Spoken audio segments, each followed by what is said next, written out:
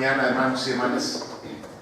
Agradezco a Dios por la oportunidad que me da de estar en este culto matutino de esta iglesia. Y mientras transcurría el tiempo, el inicio del culto ahora, y veía yo cómo la noche desaparecía para empezar a dar la claridad de un nuevo día, yo recordaba una expresión de mi hija hace algunos años, cuando le contaba a su abuelita que ella ya iba a la escuela, nada más que se iba de noche y tenía que pasar el día en la escuela. Salir temprano para recorrer una gran distancia y no tener la noción del tiempo, quizá para ella era algo muy grande. Cuando nosotros tenemos la experiencia de mirar cómo la obscuridad, las tinieblas se alejan de nuestra vida y podemos tener el gozo de la luz, el gozo de este signo de esperanza y de confianza como hijos de Dios, entonces podemos reconocer que Dios es bueno, que bueno es alabarle, que bueno es estar en comunión con Él y en dependencia de Él para que nuestras vidas sean fortalecidas a cada instante. Por eso también venimos a la iglesia. Por eso también llegamos con expectativa, con ilusión, con confianza. Y sin embargo, en la actualidad algunos cristianos seguimos aferrados cuando venimos al culto a la necesidad de encontrar una expresión de la palabra que nos siga apoyando en nuestra comodidad, que nos siga ayudando a no dejar de vivir la experiencia de la prosperidad, de la salud, del trabajo que no falta, de la seguridad de lo que vendrá y de la confianza muchas veces en lo que ya tenemos. Este tipo de mensaje es más apto para generaciones pasadas que para la sociedad actual.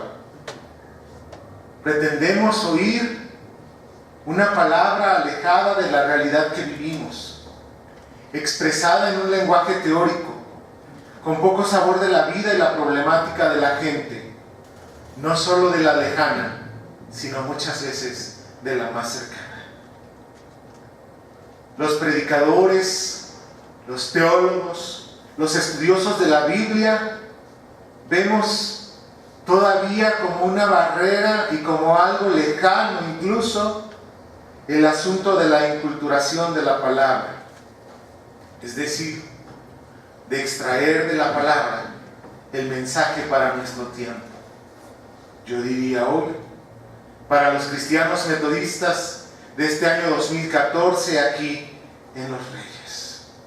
Y esto es muchas veces porque quienes enseñamos, quienes compartimos, quienes predicamos, quienes exhortamos, no nos atrevemos a enfrentar situaciones reales de nuestro diario vivir, orando para que Dios nos hable a través de la Escritura. Y muchas veces no es por no querer hacerlo, no es por falta de conocimiento, no es por falta de disposición. Muchas veces tiene que ver con las situaciones nuevas, con las situaciones de nuestro tiempo, de nuestro entorno y de nuestra sociedad que nosotros no hemos vivido. Porque no se trata de recitar textos, no se trata de recomendar pasajes, no se trata de decir solamente Dios te bendiga o sigue orando. Se trata de encontrar en la palabra nuestra propia experiencia, la seguridad de que lo que ha sucedido en nuestras vidas hasta el día de hoy es parte del plan de Dios para nosotros. Sea esto bueno, positivo, sano, pero también sea algo negativo, doloroso, de pérdidas, de lágrimas. Por eso, nos preguntamos y tratamos de encontrar la forma de lograr que nuestra exposición de la palabra se inspire y se haga carne en compromisos concretos por la vida, la justicia y la solidaridad concretas, tal como se necesita expresar y hacer sentir al mundo en el día a día. Cuando nosotros, con una mirada amplia, con un oído abierto y con un corazón dispuesto, leemos la Escritura, la estudiamos y entre los libros que contiene echamos un vistazo a los profetas, podemos encontrar en ellos una orientación para esta actualidad, un mensaje que no es ajeno, que no ha caducado, que llega a nosotros y muchas veces tiene respuesta para nuestras interrogantes. Los profetas siempre mantuvieron una actitud crítica frente a las instancias del poder y al mismo tiempo vivían en medio del pueblo. Isaías, por ejemplo, en este capítulo 5 que ya hemos leído, no duda en utilizar una vieja canción romántica sobre una viña para comunicar con eficacia y claridad su mensaje. No teme que lo tachen de coplero de amoríos, o que la gente piense que sus recursos didácticos no están a la altura requerida. Para Isaías, lo importante era captar la atención del decadente reino de Judá sobre los peligros evidentes de una política interna ejercida mediante el autoritarismo, la represión y el inmediatismo. Y la maestría de su predicación, siempre comprometida y vital, accesible y a la vez profunda, quedó reflejada en la canción de la viña que hoy ya hemos leído. Y sin embargo, hermanos y hermanas, compartir la palabra, hablar en nombre de Dios, tratar de llegar al corazón de los miembros de la iglesia en nuestro tiempo, no siempre es sencillo, no siempre es fácil. Algunos somos tachados también de arbitrarios, de excesivos, de faltos de cuidado, de tacto, de amor. Porque precisamente cuando las cargas son muchas, cuando las necesidades nos agobian, cuando las enfermedades nos cansan, lo que la iglesia espera es un apapacho, una palabra cariñosa, un sigue adelante, no te detengas. Pero también hemos de decir y hemos de ser claros, por inspiración de Dios, que muchas de las situaciones que estamos viviendo y el mundo también son consecuencia de la falta del amor, obediencia y fidelidad a Dios, que traducido es consecuencia del pecado en el que el hombre vive. Y muchas veces es muy fácil y muy sencillo hablar, criticar, juzgar, condenar el pecado en la vida de otros. Pero tenemos que mirar hacia adentro. Tenemos que dejar que el Espíritu obre. Tenemos que permitir que Dios haga su voluntad en la nuestra. Es por eso que algo similar a lo que Isaías vive, a la manera como él habla, y en este día, en el Evangelio de hoy, en la predicación de Jesús, nosotros encontramos. Jesús se vale del mismo tema de la viña para expresar su mensaje. Muchos grupos fanáticos consideraban que la salvación de Israel era la única meta de la historia. Y Jesús cuestionó duramente esta manera de pensar por superficial y excluyente. Por eso, muchos líderes sectarios de todas las posturas ideológicas consideraron que Jesús era una amenaza para ellos. No entendieron que para Jesús el reino de Dios estaba abierto a todos los seres humanos de buena voluntad. O sea, todas las personas que tengan como valor primero de su vida el amor y la justicia. Y también nos pasa, también nos sucede. Y no solo a los pastores, no solo a los predicadores, a los maestros, sino a todos los miembros de la iglesia de este tiempo.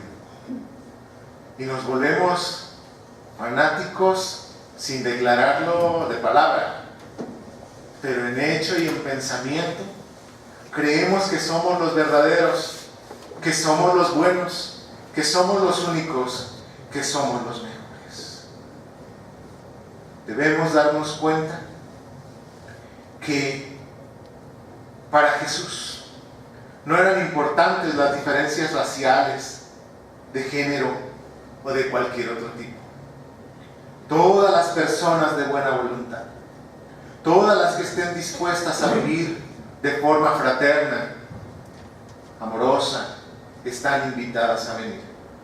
Y Jesús no solo propuso esto como un ideal, sino que lo vivió en la práctica. Por supuesto que esta manera de actuar y de pensar le acarreó agudos y profundos conflictos con los grupos religiosos y políticos de la época, incluso con sus propios discípulos. Para los hombres ortodoxos, esta apertura del reino de Dios a los extranjeros, enfermos y pecadoras era absolutamente impensable. Más aún, ellos consideraban que fuera de Israel y de su particular religión no había salvación para nadie. Se consideraban propietarios del reino de Dios. Y muchas veces también a los que en la iglesia misma se atreven a actuar, a pensar y a amar como Jesús, esto les acarrea problemas, esto les acarrea dificultades. Poner en orden, exhortar, invitar, hacer llamados concretos, no va con la forma de pensar y de actuar de algunos. No va con lo que la tradición ha establecido en determinados lugares y congregaciones. No va con lo que se ha vivido en determinadas familias y personas. Hermanos y hermanas, recordemos, no somos propietarios del reino de Dios. El Rey, el Señor, la cabeza, es Jesús. Y nosotros debemos agradecer solamente porque Él nos ha permitido en su amor y en su gracia ser parte del reino de Dios. Ser hombres y mujeres que comparten este reino. Es por eso que Jesús desafía a sus oponentes de forma abierta y por medio de esa comparación con la viña les muestra que las formalidades, que las maneras, que los pensamientos estáticos no conducen a la salvación. El profeta de Galilea se burla de las pretensiones privatizadoras de los ortodoxos y les muestra que Dios entrega el reino a aquellas comunidades que viven el amor y la justicia. El reino no es propiedad privada de nadie ni de ningún grupo en particular. Nadie lo tiene asegurado a título de una raza o religión concreta. Toda la vida y ministerio de Jesús es un compromiso con la vida. Sus acciones y palabras convocan a todos a compartir su vida en la nueva realidad humana y mundana que la construcción del reino va provocando. Sus obras poderosas, su acogida hacia los excluidos, el anuncio de la utopía de Dios que abre nuevos horizontes de esperanza en el corazón de los pobres. Estos y otros signos son manifestaciones de la voluntad del Padre que envía a sus hijos que envía a Jesús para que los hijos e hijas tengan vida y la tengan en abundancia. Barreras, prejuicios, incomodidades, incapacidades, actitudes o aptitudes es algo que Jesús quiere y puede transformar. Por eso, nuestro ministerio nuestra vida debe estar comprometida con la forma de vida de Jesús. Comencemos por lo sencillo, por lo fácil, por lo cercano, por lo alcanzable. Niños, adolescentes, jóvenes, adultos, ancianos, ¿cómo nos relacionamos con la gente que nos rodea? ¿Cómo nos tratamos los unos a los otros? ¿Cómo nos apoyamos o ayudamos cuando se necesita? No cuando más se necesita, cuando se necesita. ¿Cómo nos expresamos los unos de los otros? ¿Cómo decimos que somos incluyentes cuando excluimos a otros? Porque no son de nuestro barrio, porque no son de nuestra escuela, porque creemos que se sienten más en el trabajo, porque sienten o perciben por lo menos que son de un nivel socioeconómico diferente al de los demás, porque sus capacidades académicas distan mucho de las del resto. ¿Cómo estamos nosotros viviendo la vida? El cada día, el momento a momento. Nuestras acciones, nuestras palabras deben reflejar el amor de este Señor que nos ha amado con amor eterno. Las denuncias de Jesús, por otra parte, nos indican que el mensajero del Dios de la vida no puede permitir que el ser humano esté permanentemente torturado por experiencias de muerte. Queremos que nuestra vida y nuestro ministerio sean una confesión y un testimonio de nuestra fe en el Dios que ama la vida. Como seguidores de Jesús, sabemos que esta vida se manifiesta y goza en plenitud cuando se pone totalmente al servicio del reino. Podemos entonces descubrir en nuestra iglesia esa viña que ha sido plantada por Dios. También hoy Él nos envía mensajeros para comprobar si nuestro trabajo está en función del reino o de nuestros intereses. Podríamos repasar la historia de la iglesia que tiene un solo dueño, Dios, pero que a lo largo de los tiempos en ella se han mezclado intereses personales y mezquinos, reformadores que fueron maltratados, corruptelas, no aceptación de los cambios y otras expresiones que niegan la fe. Porque es verdad que todo esto ya se encargan de resaltarlo nuestros adversarios. Pero la parábola de hoy es una seria advertencia a todos los que de una manera u otra nos sentimos los dueños de la comunidad. Más preocupados de llevar adelante nuestros proyectos que de pensar cuáles son los proyectos de Dios para su iglesia. Hermanos y hermanas, nos pasa también a todos. A los pastores nos preocupa elaborar el programa de trabajo, nos preocupa informar y siempre procurar reflejar los mayores porcentajes de alcance. Nos preocupa que se conozcan nuestras incapacidades o nuestras debilidades. Nos preocupa que podamos ser catalogados como el buen o el mal pastor. Pero, ¿y el resto de la iglesia? ¿Está preocupado o está ocupado? Si hay preocupación, la preocupación se traduce en carga,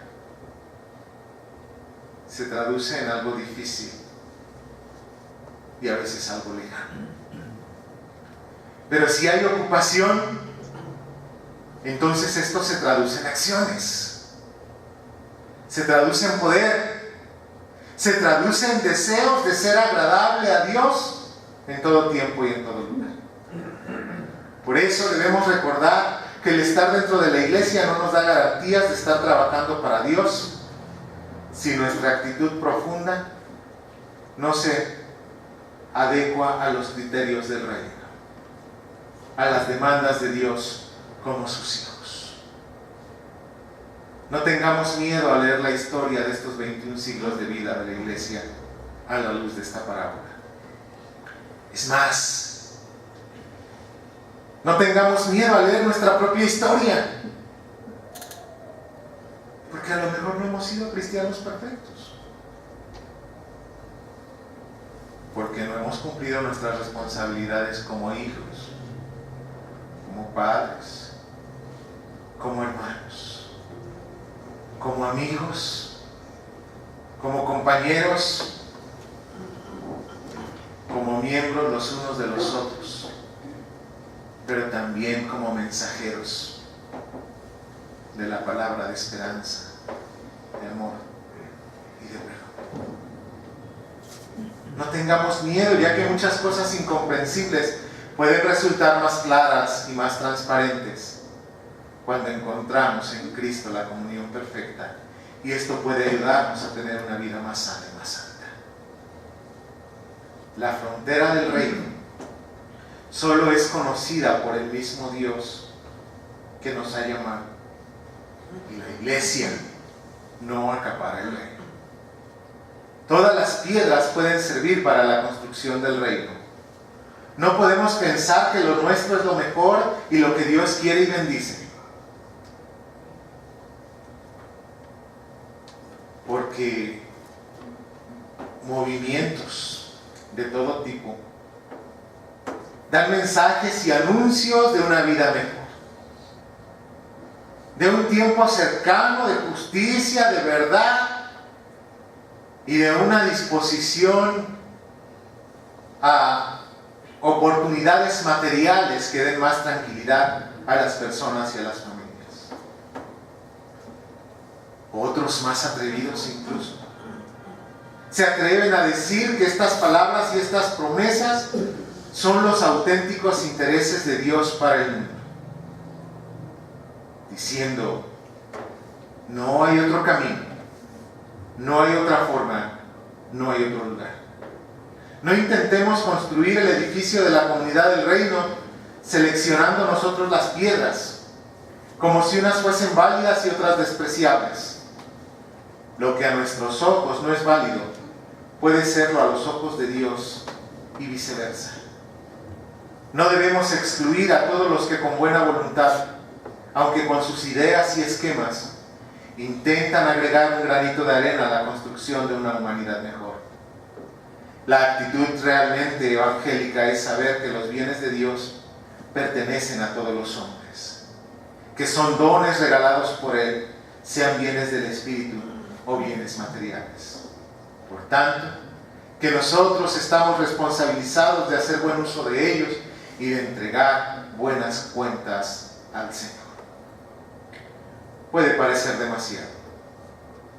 Nos hemos acostumbrado a un señorío sobre los bienes de Dios como para que ahora renunciemos a ellos. Sin embargo,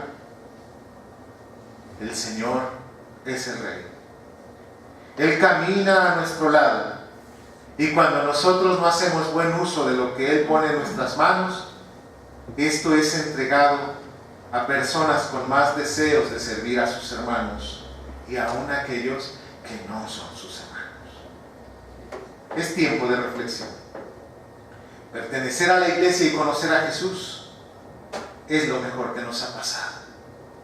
Pero debemos de estar atentos, abiertos y con humildad reconocer nuestros pecados y deformaciones. No se trata de sentirnos perseguidos o mártires, sino de entrar en diálogo unos con otros y aportar lo que podamos, para que todos tengamos vida en abundancia y nuestro pueblo produzca frutos. Y esta viña que el Señor ha plantado sea una viña bien cuidada y que esté entregando frutos agradables, de manera que cuando el Señor regrese nosotros no seamos desechados, sino que seamos aprobados por Él, porque hicimos y hacemos siempre nuestro esfuerzo por hacer su voluntad y no la nuestra. Oremos. Señor, muchas veces oramos y quizás hasta es fácil decir que sea hecha tu voluntad y no la nuestra. La dificultad aparece cuando nos damos cuenta que tu voluntad no concuerda con la nuestra, porque pretende algunas ocasiones quitarnos de nuestra comodidad, dejarnos claro que tú eres el dueño de todo lo que poseemos, invitarnos a tener experiencias donde más que dar, hemos de darnos a nosotros mismos en favor de otros. Y entonces, Señor, algunos vuelven atrás, algunos claudican, pero hoy nos encontramos orando aquí para pedirte, Señor, que en medio de nuestras imperfecciones y nuestros errores nos uses para honra y gloria tuya. Nos santifiques y nos perfecciones y hagas, Señor, que nuestros dones, que son tuyos, al usarlos puedan traer bendición y fortaleza espiritual para otros, para que vuelvan a ti, para que vengan a ti y para que experimenten la salvación en Cristo. Que la iglesia como comunidad de fe sea la viña a la que tú amas, a la que das los mejores cuidados y que pueda dar frutos agradables en lugar de uvas silvestres. Y que cuando esto sea así, la honra y la gloria sean solo a ti. Por Cristo nuestro Señor lo pedimos. Amén.